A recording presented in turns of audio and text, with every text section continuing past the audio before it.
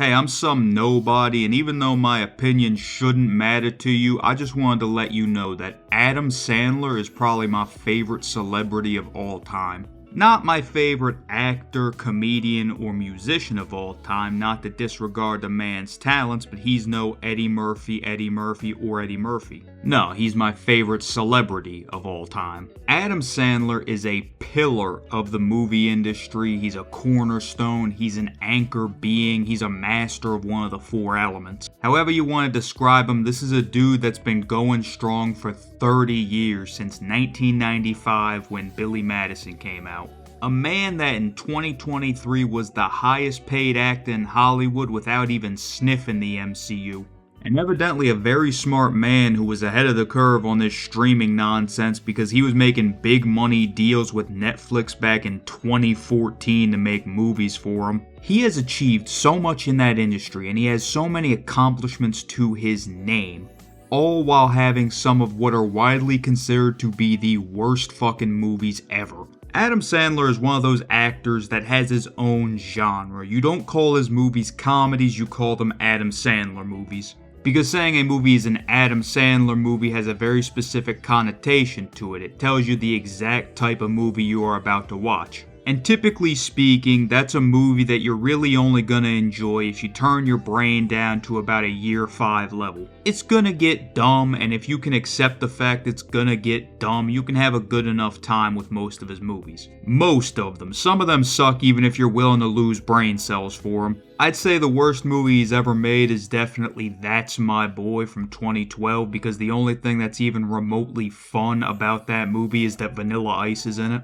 A lot of people would probably say Pixels is his worst movie just because it comes after our precious video games, but Kevin James is the president and Pac-Man's the bad guy. If you aren't having fun with that movie in a Discord call, you're just doing it wrong. And I know what you're thinking. Some nobody, if Adam Sandler is your favorite celebrity because he made a bunch of shitty movies, shouldn't you be looking at some of his friends? Shouldn't your favorite celebrity be David Spade or Rob Schneider? No, because the real reason Adam Sandler is my favorite celebrity isn't the fact that he makes a bunch of shitty movies. It's the fact that he makes a bunch of shitty movies and I know for a fact he can do better. We're all familiar with Sandler's award-winning performance in Uncut Gems, but this dude's actually been getting praised for his more dramatic roles since 2002. When he starred in Punch Drunk Love and was actually nominated for a Golden Globe for his performance. Then in 2007, he did a movie called Reign Over Me, where he's a guy who lost his family in the 9/11 attacks. Then in 2009, he did a movie called Funny People, where he's a comedian that gets diagnosed with a terminal illness. Several dramatic roles that he did exceptionally well in, and those movies are some of the best reviewed in his filmography. But they all bombed at the box office, while his dumbass comedies made a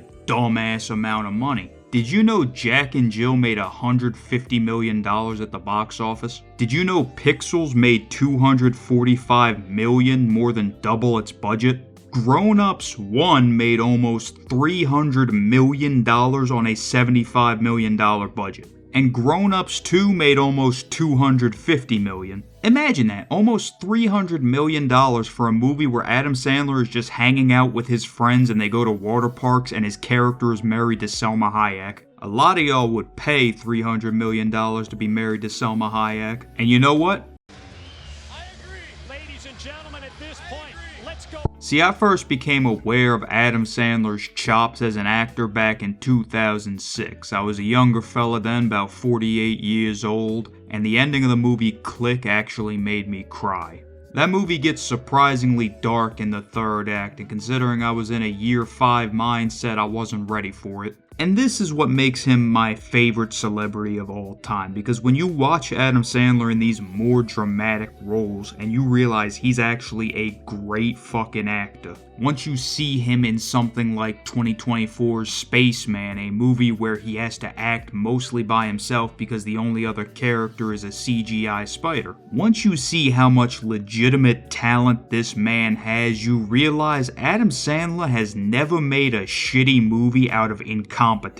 I'm gonna take a quote right from the LA Times review of Grown Ups 2 that said Adam Sandler is the white Tyler Perry, smart enough to know better, savvy enough to do it anyway, lazy enough not to care. I read that statement, and then I look at Grown Ups 2 grossing $247 million, and all I can walk away thinking is, what a fucking beast. Studios give this guy millions of dollars to make dog shit movies that make hundreds of millions of dollars, and the entire time he is actually capable of giving an amazing performance. He's like the comedic side character that's actually one of the strongest characters in the verse. I've seen enough. He should play Sans in the Undertale movie. No, but in all seriousness, that is what makes Adam Sandler my favorite celebrity of all time, because he is going to have fun, he is going to get paid, and when the mood strikes him, he will make magic. You can say that his movies disrespect the art form of cinema, but I'm not gonna hate the guy for clearly giving the people what they want. Jack and Jill made $150 million at the box office. And this is where 8 Crazy Nights comes in. If you don't know what 8 Crazy Nights is, it's available for free on YouTube with ads. It is an animated holiday movie made by Adam Sandler. And I will say with absolute sincerity that it's probably my second favorite holiday movie. It's beat out by The Muppets Christmas Carol. That's the GOAT right there. Big ups to Kermit the Frog. Regardless, 8 Crazy Nights is still one of those movies that I enjoy watching year after year. It's a staple in my household. Might be why I'm so stupid, but we'll move past that for now. The title of this video is 8 Crazy Nights is peak Adam Sandler. And when I say that, I don't mean 8 Crazy Nights is his best movie. I mean that 8 Crazy Nights is the perfect encapsulation of all the concepts I just explained to you regarding Adam Sandler. There is no movie in his entire filmography that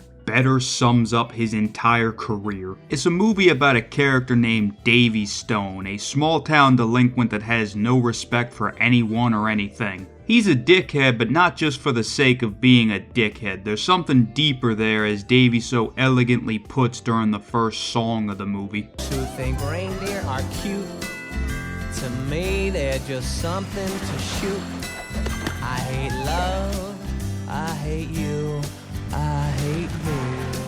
I think my favorite thing about 8 Crazy Nights, and specifically Davy Stone's arc in the movie, is that it's definitely a holiday movie, but the holiday really isn't that important to the story. Spoilers for 8 Crazy Nights, but Davy doesn't become a good person because Hanukkah kicks ass or Santa finally brings him the toy he always wanted. The holidays are just the framing device. The real story is that Davy lost his parents when he was 12 years old and has spent the last 20 years walking around angry at the world. He never properly grieved the loss of his parents, so he was never really able to move on from it mentally. That's why he's always acting up, lashing out, and he's a 32-year-old man that people call Davy. It's a pretty good spin on the typical man-child character Adam Sandler usually plays. Now, over the course of the movie, Davy's icy exterior is warmed up by the kindness of Christmas devotee Whitey Duvall, who is actually the GOAT, if you were wondering. Even still, when confronted with his past, Davy does what he always does, which is lash out at the man that has shown him nothing but kindness, that saved him from going to prison, that saved him from sleeping on the street. You could argue it wouldn't have happened without Whitey's help, but what ultimately saves Davy Stone is him allowing himself to grieve the loss of his parents.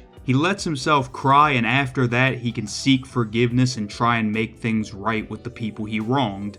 8 Crazy Nights is a pretty good, heartwarming story with high quality animation, and I even like the songs throughout the movie. I mean, come on, everybody loves Technical Foul, a song where Adam Sandler voices all 3 characters that are singing. Certain rules which apply in one's life with your sister, friends, or imaginary wife. I can't believe I haven't killed myself here with Wiggs McGee and the furry elf. They took my wig. I remember the look in their eyes. Guess I'll have to deal with your demands, but please don't touch me with your alien hands. I got no right to growl. The whistle, she's on the prowl.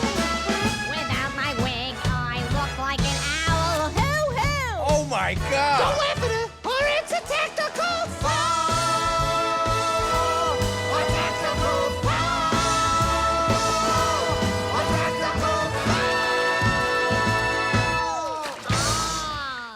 That's really what keeps me coming back to 8 Crazy Nights year after year, why I think it has such a lasting impact. For the most part, it's an earnest, feel-good holiday movie that looks great, can get a few laughs out of you, has some very enjoyable musical numbers, and a main character we can empathize with. Adam Sandler's characters are usually unlikable, and they don't usually learn a lesson or grow as a character. 8 Crazy Nights gives us a reason for Davey being unlikable. The plot is centered around that unlikability and him needing to grow as a person. I'm not saying it's a masterpiece of storytelling, but a character has to learn a lesson and you want to see them learn that lesson. And at the end of the day, every great holiday movie is about a character learning a lesson. So 8 Crazy Nights is actually pretty good, if you can look past the Adam Sandler-ness of it all. Despite everything that I just praised 8 Crazy Nights for, it is an Adam Sandler comedy at the end of the day, so the comedy of it is pretty dumb. Juvenile, even. I hate to use the term toilet humor because it makes me sound like somebody's mom, and not even a hot mom, like a suburban PTA meeting mom. Well, that's not really fair because them suburban moms can kind of be, a little, it's not important. What is important is that through and through, 8 Crazy Nights' style of comedy is mostly toilet humor. There are a few clever quips, and a lot of what Whitey Duvall says is the funniest stuff in the movie, but by and large, the jokes in 8 Crazy Nights are burping, farting, shitting, snot, the deer guy shitting their teeth, this guy's fucking fat. There's a chick with 3 titties in the movie for no other reason than it'd be funny if a chick with 3 titties showed up. Listen man, I'm glad she's here, but I ain't gonna lie and say she was important to the plot. Look, I ain't above laughing at toilet humor, I'm really not, but most of these aren't even jokes, you're just meant to laugh at the existence of farting and shitting. When you go into a public bathroom and you see that somebody took a shit without flushing, do you bust out laughing like it's the funniest thing you ever saw? No, because even if the punchline is shitting, you still need a setup. Funniest toilet humor of all time, the jackass stunt where the guy shits in the hardware store display toilet. But because so much of the movie's comedy is just toilet humor without a setup, it means the movie winds up not being that funny. Or more accurately, you just straight up don't laugh at a majority of the jokes. So watching 8 Crazy Nights as an experience winds up being about 50% enjoying the movie, 10% chuckling, 40% groaning at it. And that kind of feeds back into what this whole video is about. There is a lot about 8 Crazy Nights that's good. The characters are decently written, the songs are pretty good, the animation is done by the same team that did the Iron Giant, so for the most part the movie looks pretty damn nice. The ending's pretty heartfelt and the movie as a whole feels genuine. But it's kinda overshadowed by an abundance of cheap, lazy, gross-out toilet humor that has about as much thought put into it as your brother asking if you like seafood then opening his mouth and saying seafood. Then you have Adam Sandler, a man that I know for a fact is immensely talented. I know Adam Sandler is funny, I know he is smart, and I know that he can actually act. But you wouldn't get that from the majority of his movies, which are usually shallow and mind-numbingly simple. 8 Crazy Nights is peak Adam Sandler because you can sum up 8 Crazy Nights and Adam Sandler's filmography with the exact same sentence. There's a lot of genuine talent behind this, but there's also a lot of shit.